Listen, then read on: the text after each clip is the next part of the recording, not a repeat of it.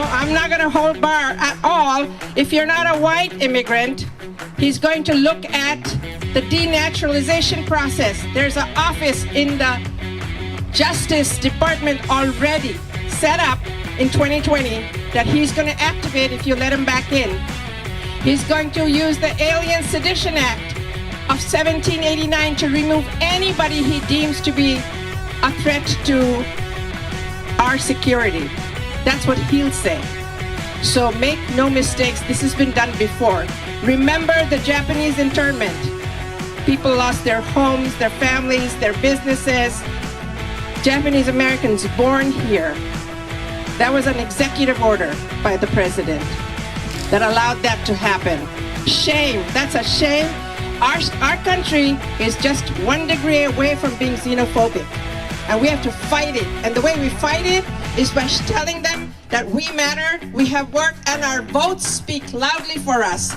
Make sure you vote for your state senator, state representative. Make sure you vote for everybody down ballot. Don't stop, because that's how we're going to keep the power, and that's how we're going to save our democracy. Thank you for doing this.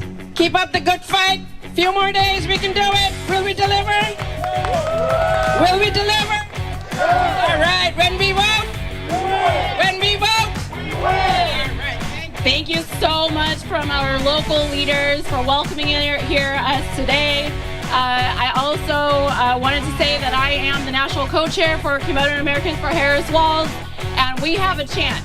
And we have a chant that translates, when we fight, we win. So I'm going to teach it to you. When we fight is Bel Young Prayut, and when we win is Young Chnap. So when I say Bel Young Prayut, you say Young Chnap.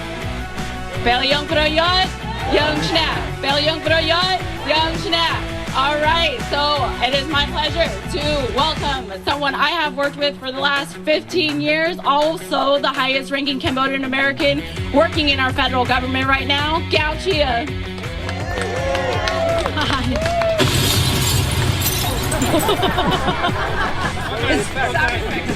It's very fitting. If you know Khmer, Gao means cup or glass, so thank you.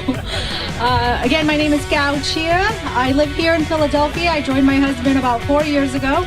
We're originally from Washington, well, not from Washington, D.C. I lived in Washington, D.C., where I currently serve in the Biden-Harris administration as the highest serving Cambodian American. I'm honored to be here today among my community. I came to this country in 1981 as a refugee myself. My parents survived the genocide in Sok Khmer and in Cambodia, which is what brought us here. Early on, I learned how hard it was as a refugee in this country. We didn't have housing, we didn't have food, we didn't have a community that supported us. We had to do all of this on our own. And now what I see in terms of who's in the White House now and who will hopefully be there come Tuesday, is Madam Vice President Kamala Harris. I believe she stands for the communities that we all come from. Everyone, great to see you. Greetings from the Commonwealth of Virginia to another Commonwealth here, a great Commonwealth. I'm so proud to be here with you all. As an immigrant from South Korea, I've been so lucky for all the great things that this country has given me. Great education, great opportunities in business, opportunity to serve with some of you in the Obama administration. I was lucky to help launch Startup America. You all know small businesses and startups are the backbone of this economy. They are powerful tools for change that can shape a future where every member of our community is valued and empowered. Now, as you heard, I'm a former Republican. Don't boo, please. But not only did I vote for them, but I actually spent 10 years working hard to elect them. But this election, it's not a close choice as to who I'm voting for. My parents and I are voting for someone who celebrates our heritage, not denigrates it. We're voting for someone who understands our culture, not belittles it. And we're voting for someone who unites us, not divides us. As a father, grandmother, and grandfather of 5 young kids, including a 6-year-old daughter, we're fighting for their rights. So I'm proudly standing up here and pulling the lever for Kamala Harris and Tim Walz. Let's do this!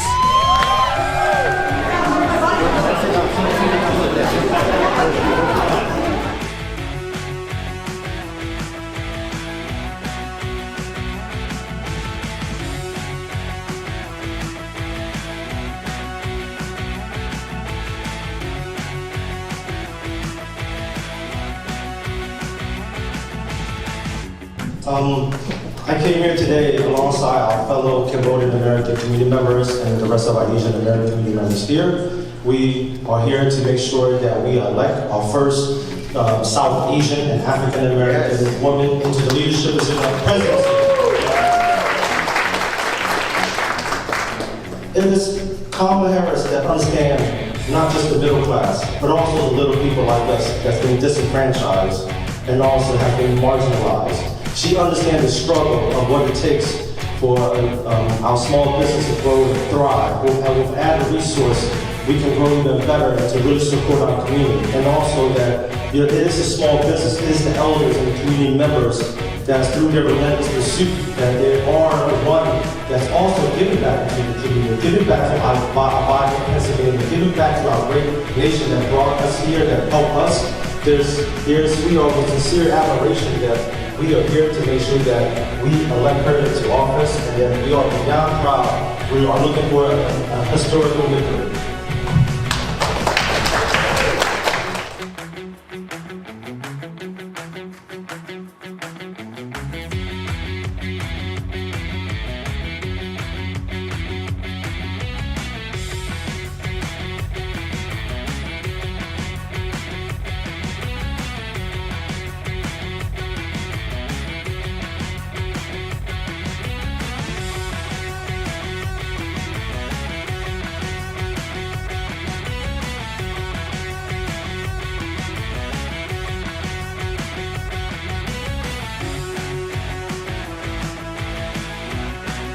So I think what really gets lost in the discussion is the fact that the Vice President, she lived the experience of coming from a biracial household, but also she had a mother who raised two exceptional, young, strong, smart women by herself. And that is very different because core and baked into her DNA, Kamala Harris understands our community. She knows about the hard work. She knows about the struggle. She knows about a commitment to excellence.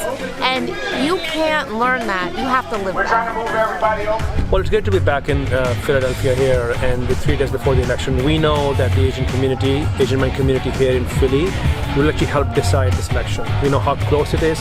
It's going to take a few votes in every single precinct. And we are here to tell people what the Vice President would do for them as President. You know, you've heard her talk about her to-do list. Day one, she's going to have a to-do list that has all the plans that she wants to get accomplished for all Americans, including Asian Americans. Resolving the pricing issue, the fact that we still have high grocery prices. She has a plan to bring down the cost of living. Number two, housing. We know many would like to own a home. It's become more expensive. Offering a $25,000 reduction, tax deduction that goes towards for your down payment. Building 3 million new homes. Affordable Care Act. So many Asian Americans have their grandparents, they have their children. ACA makes sure that you can provide health care for your entire family. Now, on the other hand, former president, he's got a plan to kill ACA in Project 2025. So you will lose healthcare insurance for your family, for your elderly parents, or you can't keep your kids who are, once they turn 26, before they turn 26, they cannot be on your plan. If you have a pre-existing condition, you can be denied insurance again. That's just one example of the kind of things those policies would do if former president is re-elected. Second, it's also about democracy. Many in Asian communities, they have originally come from parts of the world where they have lived under dictatorship. They have lived under the shadow of the dictatorship. They understand what does it mean to not have equal rights. So the fact that we're talking about mass deportations, let's be very clear here, they won't just affect one segment, they will affect everyone, including folks in the Asian American community right here in Philadelphia. We were just talking to the Cambodian community and they brought up the issue of deportations. Imagine where we will be in terms of the volume of deportations if Donald Trump is re-elected as President of the United States.